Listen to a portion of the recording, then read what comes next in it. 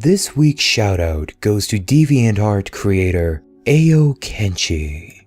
To see more stunning pieces like the ones before you now, be sure to click on the link below to check out her page, and be sure to offer her as much support as you can offer. Thank you once again to the aforementioned artist for offering me the great opportunity of commissioning you. If you too would like to have the chance to have your art featured in a video and receive a shout out before the beginning of a story, be sure to submit your work to me through either email, Twitter, or my Tumblr. All links are in the description. Whether it be fan art for this channel, fandoms I find myself in, or just general pieces that you are particularly proud of, do not hesitate to share with me your information, as I would love to support you as well. Now, sit back and relax my patience as we now delve into tonight's reading. No Right Turn on Red. Written by Umbrello. It was well past midnight as I drove home from my new job. The pay wasn't so good and it was far from my home, but I really had no choice considering I was behind on rent. Exhausted from working a long first day, I just wanted to get home and sleep. I thought I knew the way back, but I had arrived during daylight hours when it was easier to manage my new surroundings. Streetlights were scarce, which I hadn't noticed in the afternoon, and to make matters worse, it was snowing.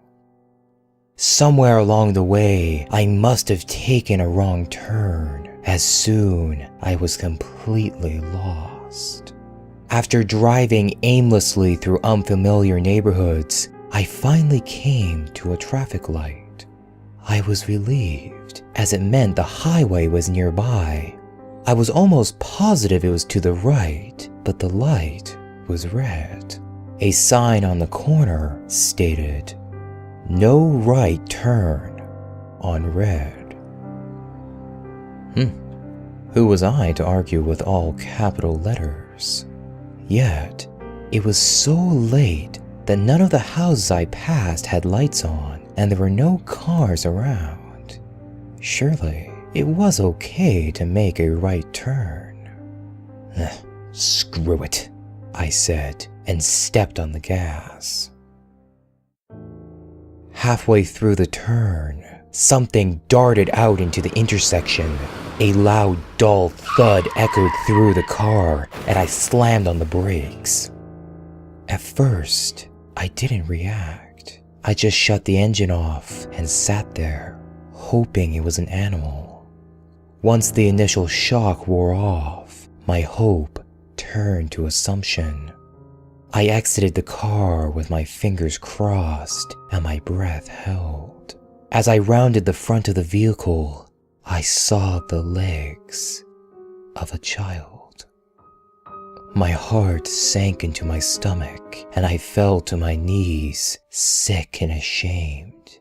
I stood up, but not straight, and walked closer to the child. It was a girl, probably around 8 years old.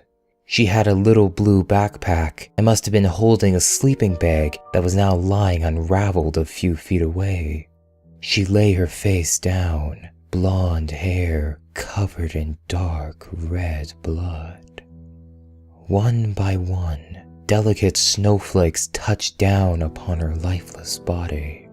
In the headlights, she resembled some kind of fallen angel. I felt I was being taught a lesson, a harsh one at that. I returned to the car and dialed 911. As I waited for help to arrive, I went over the incident in my head. Though it was a minor violation, I knew I couldn't tell them that I made an illegal right turn, especially when it resulted in such a tragedy. As far as anyone was concerned, the light was green. The police arrived with an ambulance, and I went to greet them. When I tried to show them the girl, she had disappeared. There wasn't even blood on the ground or an imprint in the snow. You said you hit someone and they were right here? Yes, I saw them. It was a little girl. I swear to God. I had no idea where she had gone or why there was no evidence that anyone was hit by a car. I probably seemed crazy. Well, they must have run off. You checked to make sure she wasn't breathing? No. I saw the blood and she wasn't moving.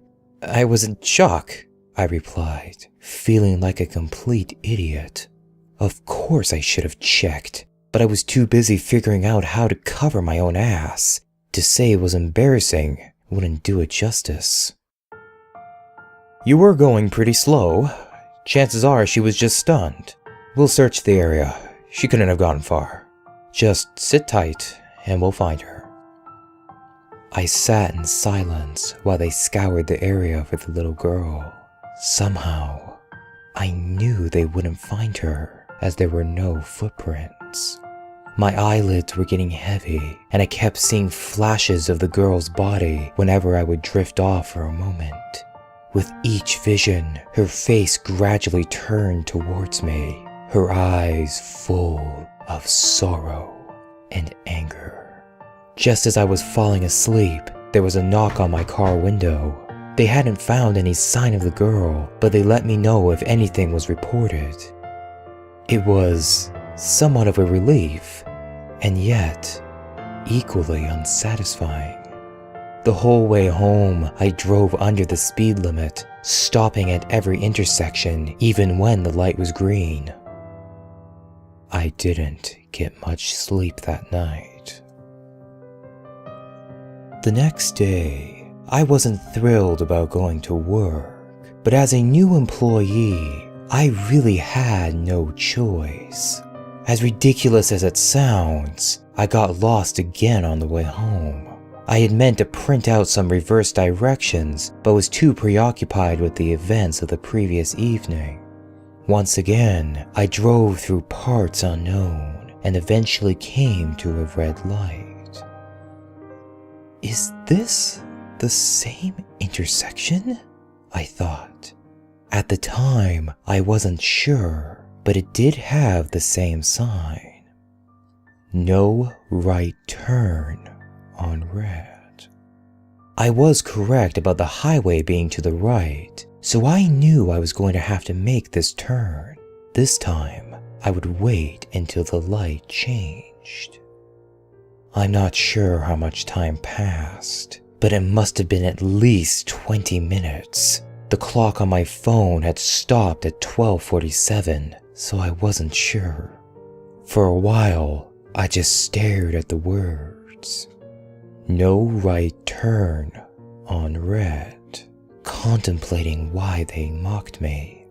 The light wasn't changing, and my patience was fading. Are you kidding me? I protested. I didn't want to do it, but there wasn't much of a choice. This time, I turned very slowly and looked around to make sure no one was there. I thought it was all clear when, just as the night before, something darted out in front of the car. Shit! I shouted, slamming on the brakes. This can't be happening! I jumped out of the car and rushed to inspect the body. My jaw dropped when I realized it was the same girl. She had the same little blue backpack. The same sleeping bag was lying unraveled just a few feet away, and her blonde hair was stained with dark red blood. I didn't know what to think. My mind went completely blank when I stared at the horrific scene. Whether it was real or not, it was far worse the second time. I retreated to my car again, but this time I hesitated to call the police. Then I remembered what the officer had said about making sure she was dead. I went back to check, but she was gone. My third day at work was painful. I couldn't concentrate under the circumstances, and no one was going to understand or be sympathetic. Different scenarios kept playing out in my head. I imagined a little girl going to a slumber party. She's having fun with her friends until they play a cruel prank on her. She calls her mother in tears, but her mother says she's too tired to pick her up and that she must walk home. On the way, I hit her with my car. That was just one of the scenarios, but it seemed the most plausible. I started to think that she could be a ghost who had already been struck by someone else's car. Perhaps it was a hit and run, and now she needed someone to find out who killed her. But why me?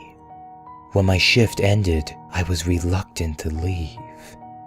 After driving to work a few times, I had finally memorized the way home, but I was still afraid of that intersection. That sign. I drove cautiously with eagle eyes and eventually merged onto the highway, invoking a collective sigh of relief from every cell in my body. I smiled and turned up the radio as I accelerated past the speed limit. It seemed to be taking a while to reach my exit, but I was too tired to find it suspicious. My eyelids were getting heavy, and for a moment, I almost fell asleep. As I took an extended blink, I was suddenly somewhere else. The highway was gone, and in front of me was an intersection with a red light. A sign on the corner persisted, "No right turn," on red. What the? I looked around in disbelief. It was that same intersection. How I got there was completely beyond my understanding. Was some otherworldly force trying to tell me something? Was it my destiny to help this little girl? All I wanted to do was go home. This time, I would wait until the light turned green, even if I had to wait all night. I think I sat there for a few hours, but my phone had stopped at 12:47 again. Perhaps the little girl died at that time. The light was still red, and I knew it was never going to change. Something was reaching out for me to help, but I didn't care. All I wanted to do was go home. I shouted at the traffic light as if it would be intimidated. As I became more irate and delusional, the thought of killing the little girl a third time became almost desirable. But then, I remembered how I felt each time. I knew she couldn't be real, but the experience was just as real as anything. I shook the notion and put my hands firmly on the wheel. I couldn't sit there forever, so there was only one thing to do. "Screw it," I said. And I made a left turn.